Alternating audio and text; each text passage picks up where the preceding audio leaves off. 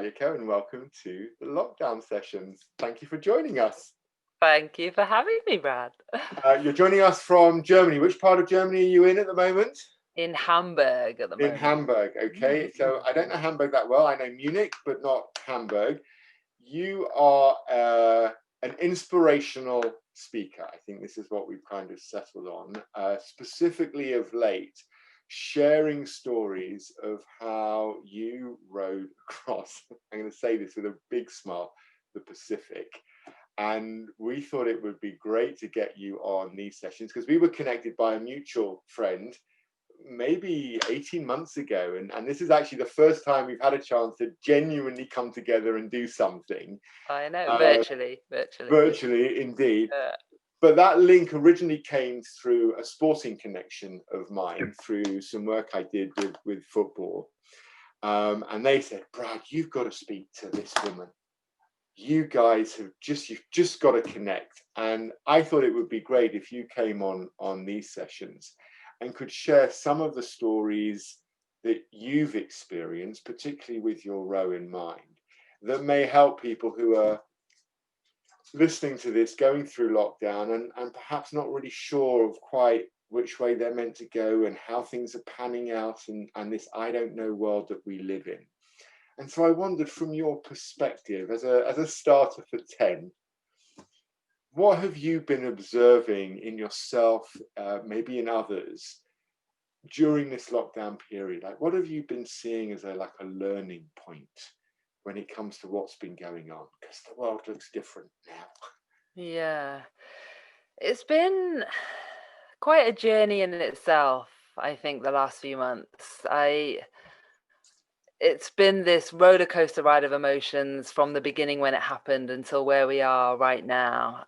Travel is a big part of my life, personally, and also the last 3 or 4 years professionally as well with the speaking. I was actually in South Africa at the time when COVID hit in March, and I had to cut my trip short. And I decided to head to America because that's where my boyfriend is based. And I wanted to get into America so that I could spend time with him. My parents are elderly. And so I was a bit nervous about going back and being with them because they're in that at-risk category. And so I managed to get the last flight, literally leaving Cape Town, getting into America before they closed their borders. And I got stuck there for 5 months until I had to leave because of my visa. So it was quite interesting being in a very different place where I didn't really know anyone except for my boyfriend. So being isolated and in a lockdown situation was a little bit easier, I suppose, because I didn't know that many people. I didn't feel like I was missing out on seeing anyone. And I managed to connect, via, Zoom and all the house party and all the new technologies that came out during lockdown. So I still felt very connected. And I think the thing for me as well, because travel has been such a rich part of my life, I've essentially spent 15 years living and working in different destinations. So I'm quite used to being away physically from people. So I've always managed to connect virtually or via WhatsApp or whatever that medium was. And I'm very good at keeping in contact. So that was something that didn't change during lockdown. I suppose all my work disappeared because all of my talks were face to face and workshops. So that was an adjustment. And I think for me, it was really difficult to slow down and also to not travel because I'm always moving, and it forced me to be in one place for probably the longest period of time that I'd been in one place for a while, which was 5 months, which isn't really that long. But what lockdown really made me do was reflect on my journey of the row. And I think when I think about the row and I share the story and the insights that came from that journey, whether they relate to leadership or to teamwork or mental resilience or positive mindset, and I just thought, wait a minute, this is even more relevant now than it has ever been. Right. And when I think about the row, we were essentially self-isolating. We spent 9 months on this tiny little boat in the middle of the Pacific with no contact with the outside world, literally. I mean, we had email contact, but physically we never saw anyone else. We were in this tiny space. We had to learn how to communicate with one another, conflict management, conflict resolution. Obviously, you can imagine our cabin was about the size of a single bed.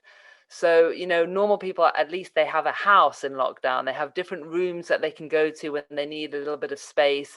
Ideally, you have some outdoor area. You can go for a walk if it's not proper lockdown. On that boat, there was nowhere to run, nowhere to hide. So we needed to really work on that communication piece and have this open, honest conversation, transparency, and also just dealing with, I suppose, having nowhere to go, that claustrophobia of being in one place, which I suppose was one of the biggest problems with lockdown, was that people didn't have the freedom to do what they normally could do.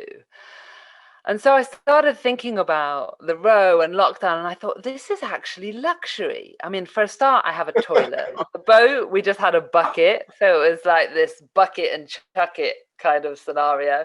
I had a bed, I had food, so it was, the row prepared me fully, and lockdown was actually a lot better than I thought it was going to be. Right. Yeah, it's because your perspective was 9 Yeah, Pacific. exactly. And I think that's the interesting thing. It's all about how you choose to frame a situation, isn't it? One of the most important aspects of the row was, I suppose, similar to lockdown, was we had to deal with that monotony of being out there and just having the ocean as our view. I mean, that's all we had. We had the same people to talk to. It was the same eat, sleep, row, repeat lifestyle that we had out there. But we were talking earlier, weren't we, about that quite often it's the simplicity of life that makes it quite beautiful, and it can take quite a lot of stress away from you if you're just concentrating on certain things. And so for me, out there on that ocean, I just had to bring myself back to the moment constantly and just concentrate on that moment and just try and reframe how I was looking at situations. And rather than worry about how long it was going to take us, or the monotony of what we were experiencing, or the challenge of rowing for a 24-hour period and actually getting pushed backwards, I just concentrated on what was happening right now, what I could see, smell, hear, experience in that moment.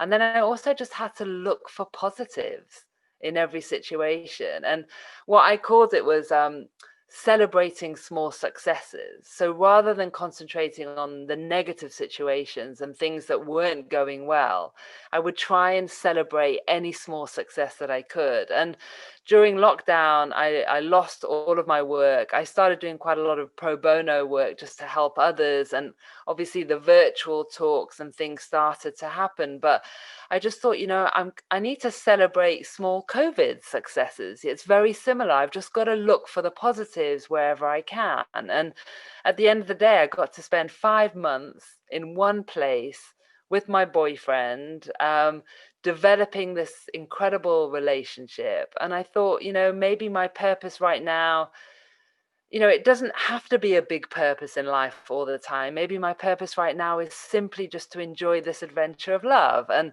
to be love and to give love. And that's a wonderful purpose if that's what I'm going to concentrate on right now. And so that's what I did. I love how you talk about it as a it's about how you frame it. I got quite frustrated at the beginning of lockdown when I kept hearing people saying things like, everyone's got a book in them. You've got to learn a musical instrument, or you've wasted lockdown. Or learn a language. Read all those books on your bookshelf. Yeah. Actually, I did start learning German. Yeah. But handy for you being based out in Hamburg right now. Exactly. But there was a part of me that was like, do you know what? I don't want to do I want to get through this period. I don't want to feel like there's some kind of, I'm a failure because I haven't written a book. I joked with you earlier about how, I want to write a book, but my lack of desire to write it gets in the way on a regular basis. My dog's coming to say hello. Oh, hello. Take me back a little bit to just before the row. So in the months leading up to it, you talk about framing things. What made you say yes to that challenge? And how did you prepare for something you would have no concept of what that could be like? I mean, we live in an I don't know world, and you're going into you couldn't have imagined the solitude, the quiet, the expanse, all those things that you've referenced. So just take me back a few months beforehand when you said yes and you thought, yes, I'm in, I'm on it. And then you've got to physically and mentally prepare. That's a lot going on in your head and your body. Yeah, there was a lot going on. And you talk about the I don't know world. I think for me, I love entering a challenge, a new challenge, or embracing an opportunity when it's linked or it's regarding something that you've never done before. And for me, there's something so special about that, because you can't have any expectations about what's going to happen. And for me, I think quite often in life, it's when you have expectations, and particularly high expectations, which generally we do have, and then those expectations aren't met. And that is what leads to our suffering, isn't it? We want something to be a certain way and it's not that way, or we don't want something to happen and it happens, and so it leads to our suffering. And so for me, I love going into a new challenge where I have no idea what's going to happen, because I think then you can go into it filled with curiosity and wide-eyed, like very childlike. And I think for me, it's when you don't know what's going to happen and that something wonderful can happen, that's where the magic lies, because you have no expectations. And so I'd actually just finished managing a safari lodge in Tanzania, which in itself was one of the most incredible experiences. I was the only female and the only non-local in a team of 30 when I went in for that challenge. And it ended up being one of the most life-affirming and changing experiences. And my contract came to an end and I went back to Cape Town, which is where I was based at the time. And I actually saw an advert on a website saying, basically it was Laura, the girl that started the project. She was looking for team members to row across the Pacific. And originally I thought, this is ridiculous. Like, why would anyone want to do that? And because all of my work before has been very contractual, so I'd normally spend a year or 2 years in a certain destination, and then I'd move to a different country or a different contract. And so people and my friends always got very used to saying to me, what are you doing next? Right. And so almost as a joke, I started saying, oh, I'm going to row across the Pacific. And the more I started saying it, the more I thought, why wouldn't I do something like this? And I started thinking about the challenge in the expedition. And I'd always been very connected to the ocean. So I've always had this love of water and the ocean. I'd spent a couple of seasons working on super yachts. So I've done sailing. I've been in open ocean before.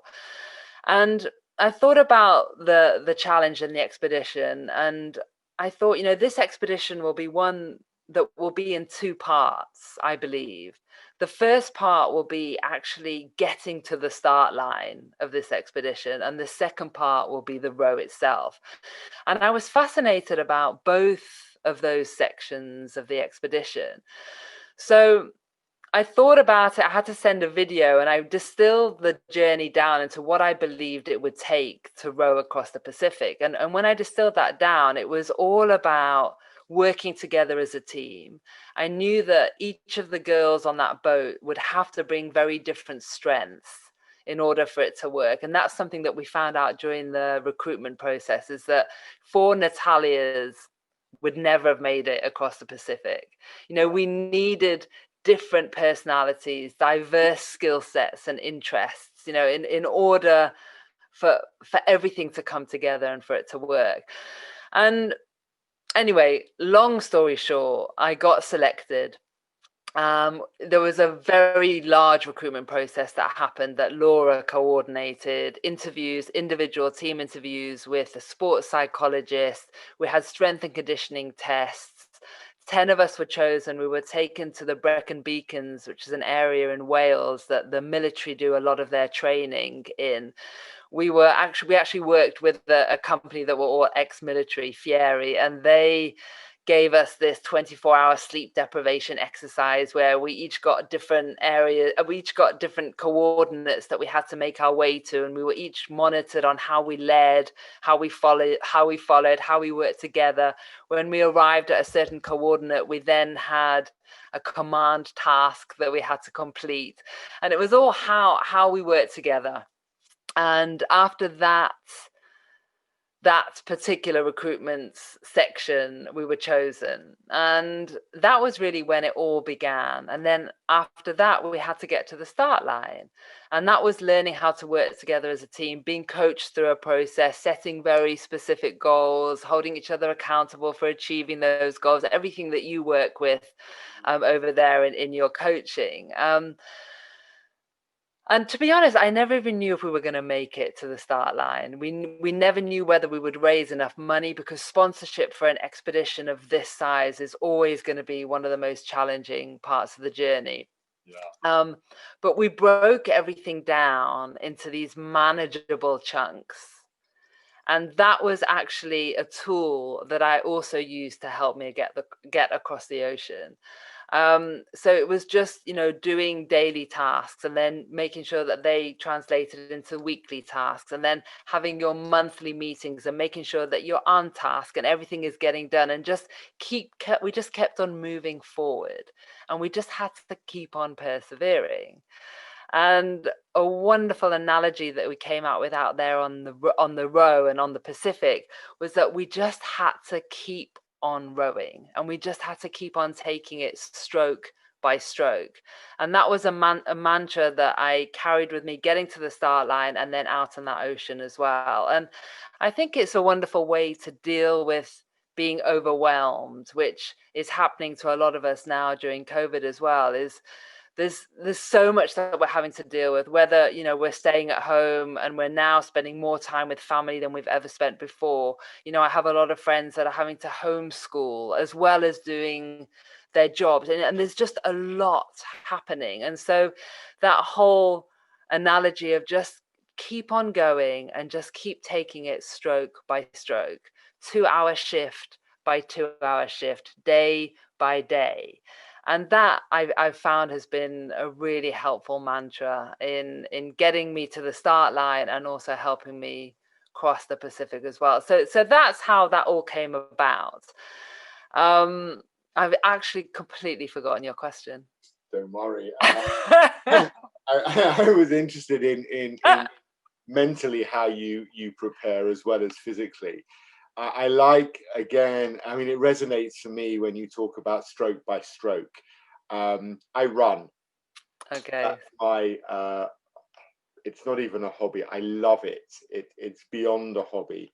And for many years, I ran ultra marathons. And for me, it was literally stride by stride, minute by minute, hour by hour, and ultimately you get there. And I can remember moments when, you reach a 92K mark and there's still an hour to go. And that's a lot of steps. That's another 10,000 steps. You've got to put, one foot, and it's head down, one at a time. And one step becomes 10 steps, becomes 100 steps. And suddenly you pass the 95K mark, and then there's only 5. And that idea of one step at a time, one stroke at a time.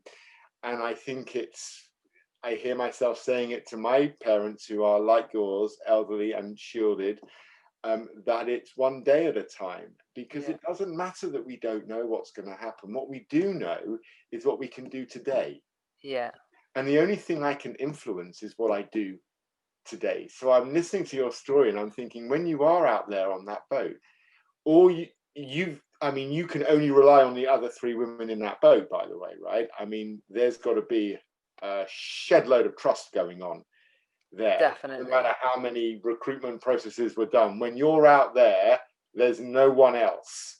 No. How did you build the trust that allowed you to step into a boat with 3 people you kind of met that year and trust your life? Yeah. With 3 people who were recruited alongside you. I mean, tell me about that, because in leadership we talk about trust all the time and building intimacy and being credible and being reliable. Is it the same in a boat? Is it we knew each other intimately, that's for sure. Yes, no doubt. No, that's a great question. And I would say that developing trust and respect within our team was probably the most fundamental characteristic to the success of our expedition. And the way that we did that was, without a doubt, throughout the preparation process. So we worked very closely with Keith Goddard, who was our sports psychologist. We did personality profiling, so having that understanding of how different we all were and how differently we could all react to the same situation. And we started this incredible, open, honest dialogue within the team very early on. So after every type of event that we would do, whether it was a social event, it was a physical training exercise, it was a fundraising event, maybe we did a talk to try and get some sponsorship, whatever we did as a team, we would have a debriefing afterwards where we would give each other constructive feedback. And we got very used to doing that, so that I suppose over the months we stopped taking it so personally, and we started using it as a way to grow and develop as leaders, because each of us were leaders in our own right. And the way that we could actually get to the start line, because there was so much that we had to do, was that each of us took a different area of the project to lead on. And we could ask for support from one another if we needed to, but ultimately we were responsible for that particular area that we were chosen to lead on. And so I think that that really open, honest dialogue was a big part of it. We ran through every what if scenario we could think about, and we also shared our hopes and our fears for the expedition. So not only getting to the start line, but also while we were out there, what were our hopes, what were our fears? And by doing that, it also put each of us in quite vulnerable situations. And, being out there on that ocean, we knew that at some point we would each be in a very vulnerable situation as well. And I know that during your podcast, you've talked a little bit about vulnerability as well. And, it's not necessarily a sign of weakness. And it can actually just be a great way to allow you to connect even more deeply with others. And as I just say, connect. I think for me, connection was probably the most important piece in keeping me sane crossing that Pacific, and also in life in general. And I distill connection down in what I call the hey connection. So whenever I write emails, instead of saying hi, I always say hey, H-E-Y, for some reason, hey. And when I tried to think about connection and what that meant to me, I actually made it into a hey connection. So the H stands for human connection, so connecting to others. And for us out there, it was just making sure that we really developed that relationship within the team, and we remembered to treat each other as human beings, with empathy, with compassion. And one of the most beautiful things about being out there in that ocean, with all of that time at our expense, was that we had 12 hours of every day. So we rowed 2 hours on, 2 hours off, 24 hours a day. That was the rowing rhythm that we did. So for 12 hours, essentially every day, we were rowing. And we were talking, or we were sharing life stories, or we were playing word games, or we were reading, or listening to listening to audiobooks or music. And so we had the time to really listen to one another and to be heard. And again, that's another really important part of coaching, isn't it? Is just giving someone that space and that safe space to just be heard, because quite often that's all you need, is to know that someone is really listening to you. And I like to call it conscious listening. And out there on the ocean, I mean, that's what we had. And by doing that, it really developed these very deep connections within each of us as a team.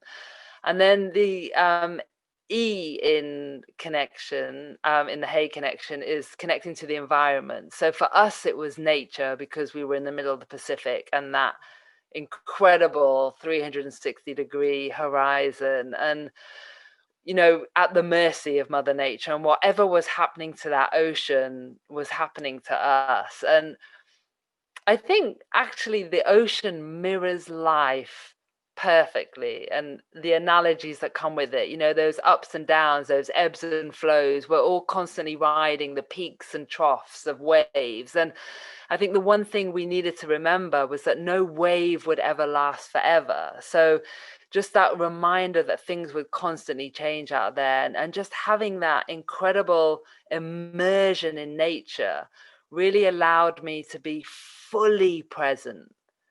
And that's always going to be a special place to be, isn't it, when you're fully connected to the moment.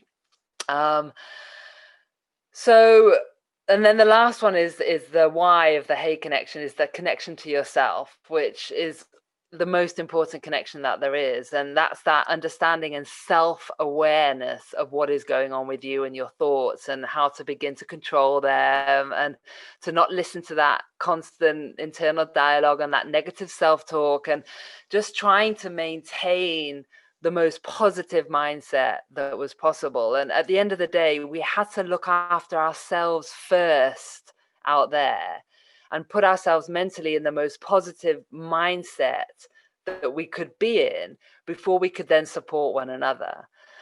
And so that's what we did. We each had these performance enhancing strategies. They were called PES, and this is what we went through with our sports psychologist. So there were these ways of coping with being out there that we knew would work for each of us. So they were very personal to each of us. So for me, for example, music is a wonderful performing enhancing strategy, and I'm sure you use that when you run. It's just a great way to shift your mindset from one place to another very quickly. For me, salsa music, for example, is a type of music that just always injects me with energy and gives me power. I have some cheesy R&B that just transports me back to my clubbing days, or whatever it is. So it could either be music, it could be breathing techniques, visualizations, mantras. They were all parts of these strategies that we had to learn how to use before we even got onto the boat. Right. And then we used them while we were out there to help us on a personal level be in the most successful place mentally that we could be. And I think with COVID, I think that's something really important as well. You've got to know how you can maximize your conditions for success mentally, whether it's, if you're constantly in lockdown and surrounded by family, and you just need alone time, for example, if you need that half an hour bubble bath, or you need to go for that run, or you need to get out into nature because that will give you the energy. It's just having that understanding of what will put you in the best space that you can be in. And then we could support one another, and that's what we did. And I mean, we're only human, and we were in very close quarters, and we were sleep deprived. But honestly, the biggest argument that happened on the boat was between myself and Laura, and it was over a packet of instant noodles. Well, that's worth arguing about. That was the biggest argument that happened. And I think it was all testament to how much preparation we'd put in, and that open and honest dialogue, that constant dialogue with one another. How are you doing? Where are you? How are you feeling? What flavor were the noodles? Chicken flavor, actually.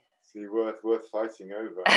I mean, in the normal world, it's well, yeah, but you're living in a created world where you've enforced upon yourselves this complete isolation. And I think there's part of what I find so exciting about listening to your story is the challenge of those moments when you do pass through a moment and it's like all things will pass. We would do something different. So the last thing I think was we would shared a meal under a star-filled sky, and we would just do something together that, I mean, we would have, I had one of this sunrise session with Laura was otherworldly. I've never experienced a sunrise like it. The whole ocean. So I mean, and imagine you've got this 360-degree view and horizon, and the water is shimmering these liquid yellows and golds and pinks and reds, and it was the most spectacular thing that I've ever seen. That if we did a 360-degree turn, the colors completely changed as we turned. So I literally said to Laura, we are going to do a 360-degree turn right now. So we just did one arm rowing and we just did this turn and filmed it, and it was just magical. And you know, I knew that it wasn't about I mean, obviously it was about being successful and being safe, and I think that was the most important thing, but the experience was the journey, and that's synonymous with life. You know, it's wonderful to have goals and know your purpose and know where you're heading, but things will always shift and change, and you've got to be flexible and adaptable, and it's not necessarily about getting there. It's about the wonderful journey along the way, and the people that you meet, and the connections that you make, and the experiences that you have, and all of these build and become this incredible tapestry of our lives, don't they? I love that. I think it's both poetic and true. There's a nagging question that I've had since the beginning of our conversation, which was, what was the menu of your first meal back on land? Oh, can you remember? Because I know when we arrived in Hawaii, probably because it was filmed, actually, and it's in the documentary. Burger and chips was the first meal, and there's actually it's captured me literally biting straight into that burger. But I mean, we got a fresh fruit platter when we arrived in Australia. We had a press conference that we had to do. When we stepped, literally the first step off the boat, we got given a can of beer thrust into our hands in Australia, very Aussie. And then at the conference we had fresh fruit, which was amazing, because that's what we miss: fresh fruit, fresh vegetables, anything cold. Actually, even we had these dreams of a Coca-Cola, like a glass of Coca-Cola with lemon, with a condensation dripping down the outside, you know, just anything like that was amazing. You were stuck out on that ocean a long time, Natalia. Can you imagine what it would have been if we'd been out there for this COVID experience? That would have been interesting. Well, I mean, in a way, you'd have been blessed. Yeah. Unless they didn't let us into Australia. Could you imagine arriving in Australia and they're like, I'm sorry, you can't come in. Sorry, where have you been? You have to go back. Well, the Aussies are known for sending people back if they don't want you coming in. They wouldn't have struggled with that. If you could pinpoint, so I know I said one of my last questions would be asking you about food. That's probably says more about me than it does your journey. When you think back to you as a little girl, and when you imagine what you were going to be doing as you got older, could you ever have imagined you'd have done what you did? Not in a million years. I mean, I had no idea what I wanted to do. I still don't. I still have no idea what I want to be when I grow up. All I knew is I loved being physically active. So when I was at school, I was always doing like every kind of sport available, and dance. Dance was always one of my passions. So just being just really physical all the time and active and sporty, and that's what I loved. And then as I grew up and needed to find ways to make money, I suppose, and to find my way in the world, the questions I always asked myself was, what are my passions? And so I always went back to those passions, and they were dance, they were music, they were travel, and so I just figured out ways to find jobs that allowed me to enjoy those passions. And the travel one seemed to keep me enthralled for 15 years. So, I was in the travel industry for 15 years. That was my love. That is the essence of who I am. That has helped me become the person that I am today. And I suppose just being open to opportunities, embracing those opportunities, and not really necessarily feeling like I needed to follow the same path that everyone else followed. And that's something that I've found over the years, is that when everyone else tended to do something, I didn't necessarily feel that I needed to do that. And so, at 45 years of age that I am now, I'm not married. I don't have children. I don't have the house and the picket fence, and I don't have any of that. I just chose a different way to live, and a different lifestyle, and I don't think there's any good or bad or different. It's been rich in many other ways, and I think we all have our own path to follow, and we just got to be brave enough to follow our intuition and want to follow it, regardless of what other people think or say. I think when If you it write, makes you happy, as long as it well, makes you happy. I think the key is that happiness. When you align passions and talents, my experience tells me you find happiness. Yeah. Most people end up doing what they do not because they love it, but because they're good at it. But if you Yeah. link what you love and what you do, and I'm always Yeah. grateful to my parents for encouraging that in all four of their kids. Two of my siblings are musicians, and professional musicians running careers in Amazing. that world. Although I shared a story with you offline about what happened to me 20 years ago when I was setting up the business, I kind of did it a little bit privately to start with, because I wasn't sure. But actually, when I did it, it was like, yes, that's what I want to do. I can retell quite proudly. I remember my older brother, when he got offered a place at Cambridge. Oh, you can imagine how proud everybody was, right? And he turned around to my parents and he said, I want to go to music college to learn the recorder. The recorder. Yeah, the Baroque flute. I should give it its proper name, right? Oh, okay. Not the we all learn. Well, it's essentially, yes, right? But I mean, it's essentially that. But they went, so you want to like postpone going to Cambridge? And he's like, no, I want to go to music college. Sorry, again, you don't want to go to Cambridge? And he's like, no, I don't. I don't want to go and do an economics degree at Cambridge and in 20 years' time regret that I didn't do music. Yeah. Now, 20 years later, he runs one of the most successful Baroque ensembles globally, travels all over the world, does the most incredible things with Baroque ensembles and music and Baroque history.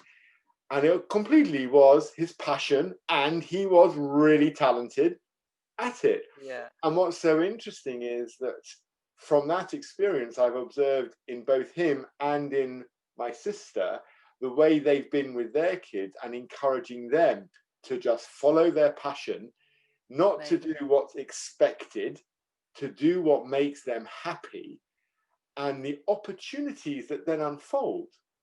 And so I thank you for reminding me that actually life can be simple in spite of its complexity. Not that it isn't hard sometimes, of course. For sure. And we learn more from the hardships. I get that too.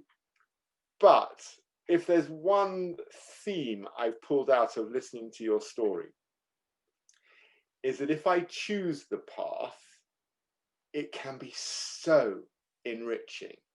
If I just follow a path, well, who knows? It might be good fun. But if I choose it and it's linked to that passion and that talent, then I find both your story and the way you smiled through some of the more challenging elements completely infectious. So I'm just grateful that you spent an hour with me today. I found it absolutely interesting and fascinating. And I'm going to knock on your door again in a couple of months' time and get you to come back in the new year. That would be great. No, it's been a pleasure. I feel like we could speak for hours. Well, we'll do part 2 next month, and we'll release it as part of the pod. As an extra tip, I think when you write your book, because of the lovely tone you have in your voice, you should do your own audio version of it. Yeah, 100%. In fact, I'm more excited about that than the actual writing. Yeah, definitely. I think that would be so much fun. Natalia Cohen, thank you very much indeed. Look after yourself and enjoy being in love in Hamburg. Thank you very much. Thank you, Brad. Care. Take care.